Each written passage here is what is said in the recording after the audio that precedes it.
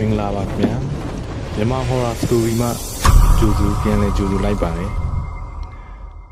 စာရေးဆရာအက္ခစောရေးသားထားတဲ့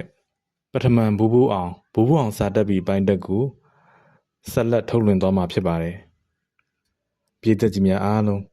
ခံစားနားဆင်ပေးပါအောင်ခင်ဗျာအောင်မယ်မင်းကမြန်ငါ့ကိုပေကက်ကက်ကြည့်တယ်ပေါ့မင်းကငါအเจ้าမသိသေးဘူးထင်တယ်เจ้าမန်းကံမန်းတည်သွားအောင်မင်းကိုလက်သီးစာကျွေးမှဖြစ်မယ်မောင်မြက်ကြီးမှကြားမဝင်လိုက်ခါငထွားရဒီလိုမလုပ်စမ်းပါနဲ့ဖဲ့သမ်းမောင်ကြီးမင်းမဖဲ့ရင်မင်းကိုပါငါထိုးပြမယ်ငထွားမှာမောင်ဘိုးအောင်ကအမျိုးမျိုးချင်းကြောက်တော်လဲမောင်ဘိုးအောင်ကမကြောက်တဲ့အပြင်ခါထောက်၍ရှေ့သို့တိုးလာတယ်မင်းကလူကောင်ကြီးတိုင်းမင်းကိုငါကြောက်ရမှာလားငထွားရငထွားမှာဒေါသအလွန်ထွက်သွားပြီးလက်သီးကိုကြစ်နေအောင်ဆုပ်လိုက်တယ်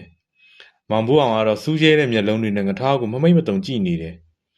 ငထွားကတော့လက်သီးလက်မောင်းတန်းပြီးတော့မောင်ဘိုးအောင်ကိုထိုးနဲ့ရိုက်နှက်ရန်ပြင်လိုက်စင်ပါပဲကျောင်းအောက်ဖက်မှစင်နှန်းကြီးနဲ့ခွက်ကနေထိသွားတယ်ငထွားမှလက်သီးကိုပုတ်ပြီးနာကျင်စွာအော်ဟစ်ညည်းညူလျော်တယ်ဒီအဖြစ်ကိုမောင်ဘိုးအောင်ကလည်းရီအခြားကျောင်းသားတွေကလည်းရီတော့ငထွားမောင်ဘိုးအောင်ကပိုလို့ပင်မကြေမနက်ဖြစ်လာတယ်အဲ့ဒီခါမှာပဲဦးစင်းပညာသားမိရပေတို့ထုပ်ကိုယူပြီးကျောင်းအောက်သို့ဆင်းလာကရခင်စူညံပေါ်လို့ရိုက်နေတဲ့ကျောင်းသားကြီးအကုန်လုံးမီးကိုရင်းနဲ့ဖျန်းလိုက်တဲ့အတိုင်းချက်ချင်းငြိမ်ကျသွားလေတယ်။ကျောင်းသားတွေကသူ့နေရာနဲ့သူထိုင်လိုက်ကြတယ်။မောင်မြတ်ကြီးရဲ့နဘေးမှာမောင်ဘိုးအောင်ကထိုင်လိုက်တယ်။ဥပညာသားမီးကဂိုင်းစာမသိငင်စာပြန်နှွေးရမယ်။အရင်ကတင်ထားတာတွေအာကုန်ရွတ်ကြစမ်း။ကျောင်းသားလေးများဟာကျောင်းသားကိုတန်မြန်ရွတ်ဆိုကြတယ်။မောင်ဘိုးအောင်ကတော့ထိုးစားတွေကိုမတင်ဘူးသေးတဲ့အတွက်ဟိုကြည့်ဒီကြည့်နေတယ်။တန်မြန်ရွတ်ဆိုနေတဲ့အခါဥပညာသားမီးကကျောင်းသားတွေကိုစာပေလင်္ကာတွေသင်ကြားပေးတယ်။မောင်ဘိုးအောင်ကိုသင်ခန်းစာများလိုက်မမီတဲ့အတွက်အစိမ့်သက်သက်ဖြစ်နေတယ်။ဥပညာသားမီးကမောင်ဘိုးအောင်နီးသို့တိုးလာက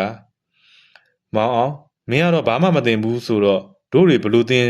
နေလဲဆိုတာအရင်လေ့လာအောင်ပေါ့ကွာ။စွန်းစားပြီးညနေပိုင်းချိန်ကြရင်မင်းကိုမသင်ပေးလိုက်ရတဲ့သင်ခန်းစာတွေကိုပြန်သင်ပေးမယ်ဘာမှအားမငယ်နဲ့ဟုတ်ပြီလား။မောင်ဘိုးအောင်ကခေါင်းငိမ့်လိုက်တယ်။မကြခင်စွန်းစားချိန်သို့ရောက်လာခဲ့တယ်။ကျောင်းသားတွေကဆရာတော်ဆွန်းဖုံးပေးတဲ့အချိန်နဘေးကဝိုင်းဝန်းကူညီပေးကြတယ်။လက်ဆေးရည်ကန်းတဲ့လူကကန်းရက်တောင်ခတ်တဲ့လူကခတ်ပေါ့။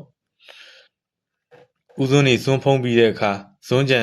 ဟင်းကြံထမင်းကြံတွေကိုကျောင်းသားတွေကဝေမျှကစားတော့ကြတယ်။ရက်ရွာတွေကလူတန်းထားတဲ့ဇွန်းတွေကိုကျောင်းသားတွေအတွက်လောင်းကားတဲ့အပြင်ကျောင်းမှာရှိတဲ့တိရစ္ဆာန်လေးတွေပါစားတော့ကြရတယ်။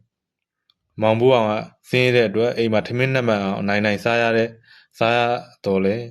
ဖုံးကြောင်ရောက်တဲ့အခါထမင်းနဲ့ဟင်းမောင်းကိုစားရသည်မှာအိမ်မှာထပ်ပုံမူပြည့်စုံပြီးဝဝလင်စားတဲ့အတွက်ပုံမူပျော်ရွှင်နေတာပေါ့ထမင်းစားပြီးတဲ့အချိန်မှာအားလက်သွားကြပြီဦးစင်းကြီးကလည်းနေ့လည်ခင်းကျင်းဆက်ဖို့အတွက်ပြင်ဆင်နေတယ်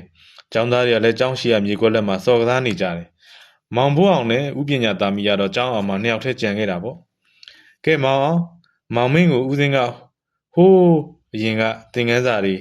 ကြီးတွေတရားတွေကိုပြန်သင်ပေးမယ်တခြားကျောင်းသားတွေကတော့တော်တော်လေးခီးပေါက်နေပြီကွသူတို့ကိုမိအောင်ဆိုရင်သတင်းတစ်ပတ်လောက်တော့ကြာလိမ့်မယ်ထင်တယ်တပည့်တော်နောက်ကောက်ကြမကြံကျင်ပါဘူးဖေ။တပည့်တော်များများသာသင်ပေးပါတပည့်တော်လိုက်နိုင်ပါတယ်ဥပညာသားမီးကတော့စလုံးတွေကိုသင်မုံကြီးတွေမှာရွတ်ပြရေးပြစူပြနေလေတော့တယ်မောင်ဘိုးအောင်ကတော့တစ်သားသင်မုံကလေးပေါ်မှာမြေပြူနဲ့လိုက်လံရေးမှရွတ်ဆိုတာပေါ့ကွယ်မောင်ဘိုးအောင်ကညံကောင်းသူဖြစ်တာကြောင့်ဥပညာသားမီးတယောက်ပင်ပင်ပန်းပန်းသင်လိုက်စရာကိုမလိုသင်ပြီးသမျှတွေကိုမောင်ဘိုးအောင်ကတစ်ခေါက်တည်းရွတ်လိုက်ရုံနဲ့ပင်မှတ်မိနေလေတယ်ဒီမြမကသေးဘူးမောင်ဘိုးအောင်ကရိပ်ပြလင်းအကောင်မြင်တဲ့အတွက်သင်ခန်းစာရဲ့သဘောတရားကိုပြောပြရုံများနဲ့ပဲတခြားသင်ခန်းစာတွေပါဆင်ပွားတော့တွေးတောတတ်နေတယ်ညနေဆောင်တဲ့အခါမှာတော့ဥပညာသားမီးကညောင်းညပင်ပန်းနေပြီဖြစ်တယ်မောင်ဘိုးအောင်လည်းစာသင်ယူနေရသည်မှာကိုပျော်ရွှင်နေလေတယ်ဥပညာသားမီးကမောင်ဘိုးအောင်ကိုပေစာတုတ်တွေကိုပေးခဲ့ပြီးတော့ကျောင်းပေါ်သို့တက်သွားတယ်အခြားကျောင်းသားတွေစော်ကစားနေဆိုလဲမောင်ဘိုးအောင်ကတော့ကျောင်းအောင်မှာထိုင်ပြီးစာရေးစာဖတ်ရွတ်ဆိုခြင်းကိုပဲပြုလုပ်နေတယ်စော်ရင်ကနေရေတက်တောက်တဲ့မောင်မြတ်ကြီးပင်မောင်ဘိုးအောင်ကိုငေးကြည့်နေမိရဲ့ညရောက်တဲ့အခါကျောင်းသားလေးများဝတ်တက်ကြတယ်ဖះဝတ်တက်ပြီးတဲ့အခါမှာကျောင်းနောက်မှာရှိတဲ့ကျောင်းဆောင်တစ်ခုမှာသွားရောက်အိပ်ဆက်ကြတယ်ဒါပေမဲ့မောင်ဘိုးအောင်တော့မပြန်မဲဖះကျောင်းဆောင်နီးမှာစာပေတွေဖတ်ရှုနေတယ်ဖ ုန်းကြီးကျောင်းတစ်ခွင်လုံးမီးမရှိပဲဖះเจ้าဆောင်မှာပဲစီမီထွန်းထားတဲ့အတွက်ဖះเจ้าဆောင်တစ်ခုပဲမီးလင်းချင်းနေတာပေါ့ကျောင်းနိုင်ဦးစင်းကြီးကတော့ဖះเจ้าဆောင်ရှိမှစာရေးနေတဲ့မောင်ဘောင်ကိုကြည့်ကအံ့ဩသွားတယ်ဒီမဲမောင်အောင်စာလေးလာကလေးလာပေါ့ကွာစီမီလင်းရောင်ကမှိန်လွန်းတယ်ကြာရင်မျက်မောင်အမောင်မျက်စိမွေးမယ်နော်ရပါတယ်ဖះတပည့်တော်မြင်ရပါတယ်ဦးစင်းကြီးကမောင်ဘိုးအောင်နီးမှထိုင်လိုက်ပြီးသိပ္ပံပညာအတတ်ပညာဆိုတာရှာမီးသင်ကြားနေတဲ့သူတွေကတဖြည်းဖြည်းသင်ကြားရတယ်လို့လောကနီတိမှာဖော်ပြထားတယ်မောင်အောင်ရဲ့သင်ယူခြင်းစိတ်ပြင့်ပြတာဟာကောင်းတဲ့ຢာပါပဲမောင်အောင်ဒါပေမဲ့ရုပ်ခန္ဓာကြီးကိုတအားပင်ပန်းအောင်ခိုင်းစေလိုက်လို့ဘယ်ဖြစ်မလဲမောင်အောင်ရဲ့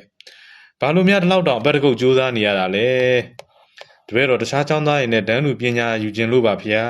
တနေ့တော့ရောက်မှာပေါ့ကွယ်စိတ်ရှိထားသမ်းပါတင်မဗျာတပည့်တော်တခြားចောင်းသားတွေနဲ့သင်ခန်းစာအတူတူရောက်ပြီဆိုရင်အရှင်ဘုရားပြောလို့ပညာဖြည်းဖြည်းရှာပါမယ်ခေါင်းမာတဲ့မောင်ဘိုးအောင်ကြည့်ကဦးစင်းကြီးကပြုံးနေမိတယ်ဒါနဲ့မောင်အောင်မင်းကငါဇာတာဖွဲ့ပြီးမယ်မောင်မင်းဘယ်နေ့မွေးတာလဲဆိုတာပြောစမ်းမအောင်ကွတင်မတပည့်တော်မွေးတဲ့နေ့ကလက်ပံရှည်ရွာငလျင်လှုပ်တဲ့နေ့ပါပဲဖေဟေးအဲ့နေ့ကဘယ်နေ့လဲမောင်အောင်ရှင်ဖျားနဲ့လက်ပံရှည်ရွာငလျင်လှုပ်တဲ့နေ့ပါဆိုဦးစင်းကြီးကလက်ဖူးနှစ်ဖူးကိုလက်ဝါးနဲ့သာအခါရိုက်မိတော့တယ်ရှေးခေတ်ကပညာရေးနှိမ်ပါကြတဲ့ကျေးလက်နေပြည်သူတွေကသာသမီမွေးနေ့တွေကိုခုနှစ်တက္ကရာတွေနဲ့မှတ်သားထားခြင်းမရှိပဲဘာကြီးပိုးထီးတဲ့နေ့ညောင်ကိုင်းကြီးကျိုးတဲ့နေ့ငလျင်လှုပ်တဲ့နေ့ရေကြီးတဲ့နေ့အစရှိသဖြင့်မှတ်သားထားကြတယ်အခုလဲမောင်ဘိုးအောင်ရဲ့မွေးနေ့ကိုထူးထူးခြားခြားမှတ်သားထားတာမရှိပဲလက်ပံရှည်ရွာငလျင်လှုပ်တဲ့နေ့လို့မှတ်သားထားပုံရတယ်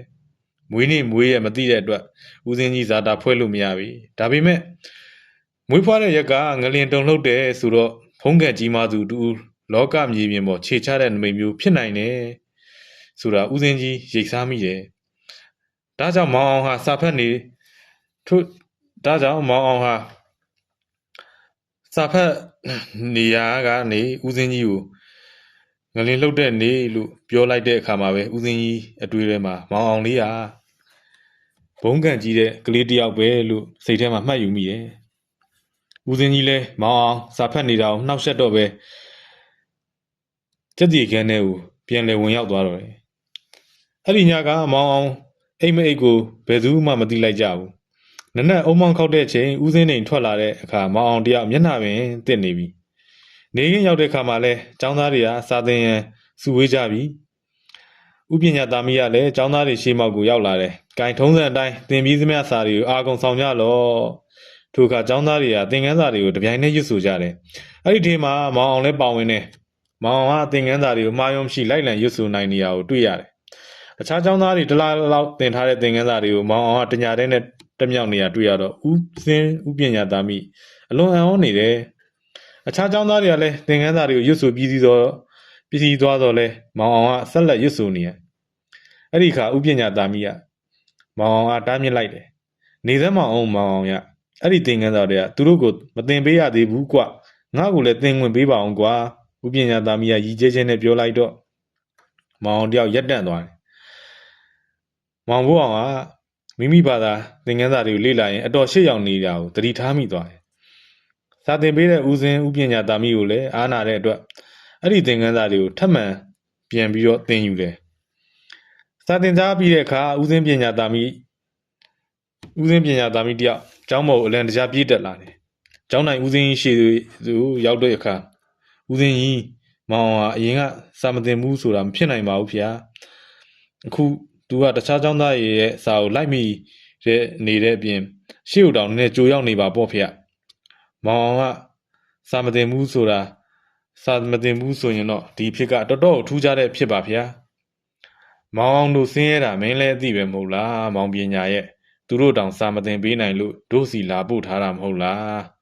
ဒါဆိုရင်တော့မောင်အောင်ကလေးကတော်တော်ထူးခြားတဲ့ကလေးပါဗျမောင်အောင်ကကြိုးစားတာဟုတ်ကွဒီကလေးကစာပေရမှာအထုံပါရမီပါတယ်ထင်တယ်ဦးစင်းပြောနိုင်တာတော့ဒီကလေးကဒီနေ့ထူးခြားထက်မြက်မဲ့ကလေးတယောက်ဖြစ်မှာကွဒီလောက်တော့မှတ်ဉဏ်ကောင်းနေမှာတော့သင်ငန်းစီးပြီးစာဝါလိုက်မယ်ဆိုရင်ဦးစင်းကြီးတစ်ပါးဖြစ်လာနိုင်ပါတယ်ဗျ